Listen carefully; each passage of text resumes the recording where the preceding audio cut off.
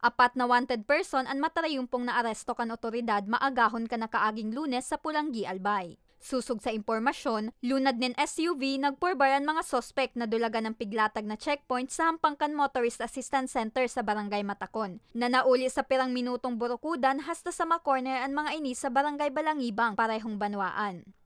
Saro sa mga naaresto ang 61 anyos na commanding officer kan Bicol Regional Party Committee kan NPA na si Reynaldo Togado Hugo alias Yulo, Adel, Evan, Bermas, Aster, Julian, Alex, Bitoy na naaatubang sa patong-patong na kaso.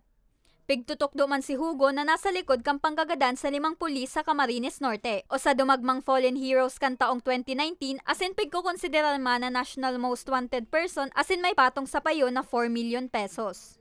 Arestado man ang tulupang pag-iriba ni Hugo na sinda Brian Liubit, 42 anyos, Jean Recuenco, 42 anyos na parehong residente kan Porok 2 Barangay Travesía, Ginubatan, Albay, asin Vanessa Avila, 25 anyos na pigtutukdong miyembro kan Exicon BRPC asin residente kan Barangay Hubo, Pasakaw, Camarines Sur na intero man nahahampang sa patong-patong na kaso.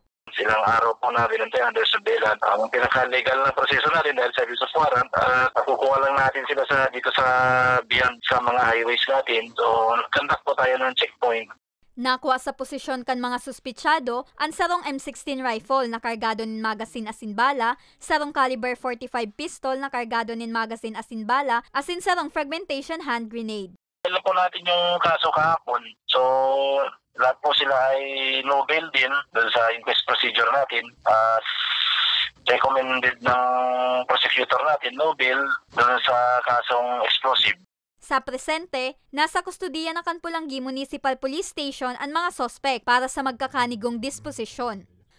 Para sa mga baretang tatak Bicol, Rose Espinas.